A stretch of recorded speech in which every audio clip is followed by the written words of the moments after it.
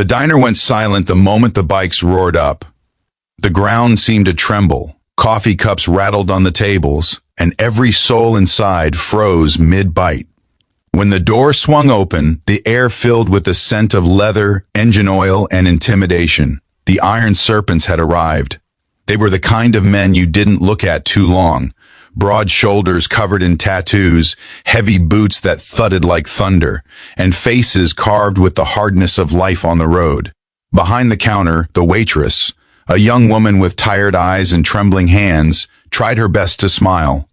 She'd served them before, always polite, always quiet. Her name was Emily, and no one in town really knew much about her except that she worked double shifts and never went home before midnight. But that morning, as the gang's leader, Ryder Cole, took his seat at the counter, something about her caught his attention. The faint bruise along her jaw, the red mark on her cheek, and the way she flinched when someone raised their voice at the far end of the diner. Before we go deeper into this story, if you believe in kindness, redemption, and the power of second chances, please take a moment to like, comment, share, and subscribe. Your support helps us share more stories that remind the world that compassion still matters. Ryder wasn't the kind of man people expected to care. He'd lived most of his life on the edge of the law, fighting his demons 1 mile at a time. His gang, once feared, had mellowed in recent years, turning from outlaw chaos to something that looked more like brotherhood and protection. Still, his reputation followed him everywhere. The cold eyes, the scars, the silent authority that made even the toughest men step aside. But that day, something about Emily's pain pulled at something deep inside him, something he thought he'd buried years ago. Maybe it was because she reminded him of his younger sister, the one he'd failed to protect from their violent father. Maybe it was just the way she smiled through the hurt, pretending everything was fine when it clearly wasn't. Ryder watched her pour coffee, her hands shaking slightly, her eyes darting toward the window, like she was afraid someone might walk in. When she turned to reach for a pot, the sleeve of her cardigan slipped, revealing a fresh purple bruise along her wrist. She quickly tugged the fabric back down, pretending not to notice. The men in the diner carried on, forks clinking, conversations murmuring. But Ryder couldn't look away. He waited until she came over with the pot of black coffee and asked in a low voice, "Rough morning, sweetheart?" Her eyes flickered, and for a split second, her smile cracked. She looked down, nodding quickly, pretending to brush something from the counter. "Just tired," she whispered before hurrying away. But Ryder had seen that look before, the look of someone trying to survive. The gang finished their meal, paid, and left, engines roaring into the distance. But Ryder didn't forget. That bruise stayed burned in his mind all day. He couldn't shake the image of her pale face, her trembling hands.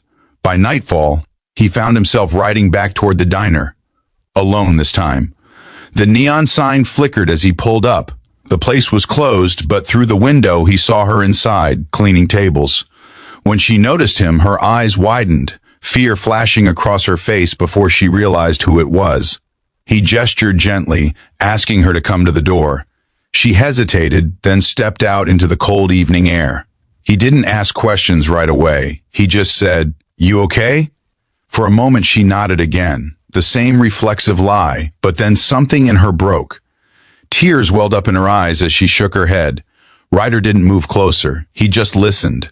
Through broken sobs, she told him everything about her boyfriend, a man who'd once been charming but had turned violent after losing his job, about the nights she spent hiding in the bathroom, the excuses she made for the bruises, the fear that one day she wouldn't make it to work at all. Ryder stood there in silence, fists clenching. Every part of him wanted to storm over to that man and end it right then and there, but he knew better. Violence couldn't fix what she'd endured. Still, he couldn't walk away either. He promised her something simple: "You won't go through this alone again." Over the next few days, things began to change, quietly at first. The iron serpents started showing up at the diner more often, always polite, always respectful. They sat in their corner, ordered coffee, and tipped generously. Emily's abusive boyfriend didn't come around much anymore. Maybe word had gotten to him that she wasn't as alone as he thought. But one evening, the storm came. The diner was nearly empty when the man walked in, drunk, red-eyed, full of rage. Emily froze when she saw him. He started shouting, accusing her of cheating, his words slurred with venom. The other customers backed away, unsure what to do. Then Ryder stood up. The entire room went silent as he walked forward, slow and deliberate, his heavy boots echoing on the linoleum. He didn't raise his voice. He didn't need to. He simply stepped between Emily and the man, his eyes locked on him with a calm, dangerous stillness. "You need to leave," Ryder said. The man sneered. "Who the hell are you?" Ryder didn't answer. He just stepped closer until the man had no choice but to back up. Behind Ryder, the other bikers stood, a silent wall of muscle and leather. The drunk man looked around, realized he was outnumbered, and stumbled toward the door. But before he left, he turned and spat. "This isn't over." Ryder's voice was quiet, but every word carried weight. "It is now." That night, Emily broke down in tears in the back room. Ryder stayed until she stopped shaking, then made sure she got home safely. The next morning, the entire town was buzzing. Word spread fast about how the biker gang had stood up for the waitress, how they'd run off her abuser, how the most feared men in town had shown more heart than anyone expected. People began seeing them differently after that. The Iron Serpents weren't just bikers anymore.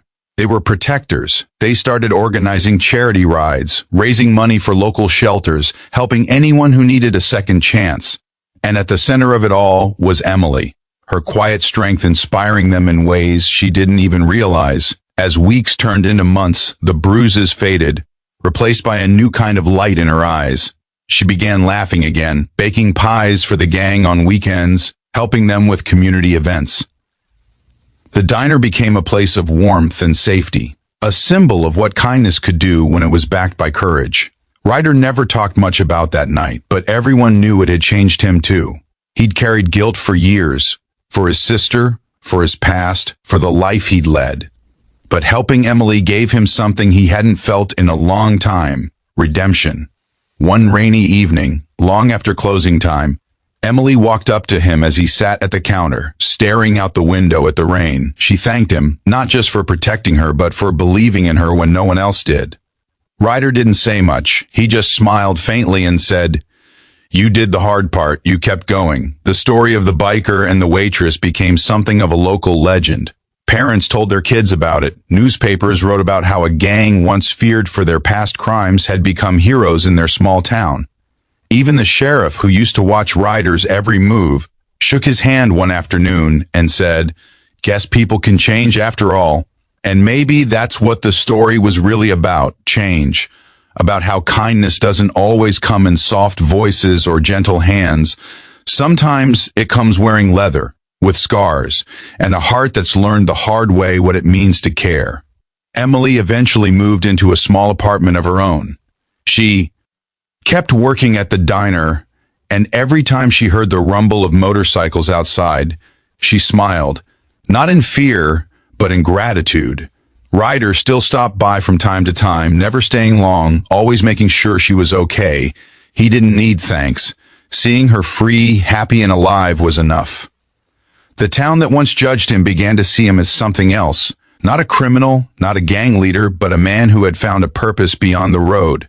A man who reminded everyone that even the roughest souls can carry the deepest compassion. And as the years passed, the diner walls held the memory of that day, when a bruised waitress met a broken man, and together they changed everything. If this story moved you, if it reminded you that kindness can come from the most unexpected places, please like, comment, share, and subscribe. Every small act of support helps us share more true-to-life stories of hope, courage, and second chances. Before you go, take a moment to comment below what's one act of kindness someone showed you that you'll never forget. Because sometimes it only takes one person, one brave moment, to change an entire story.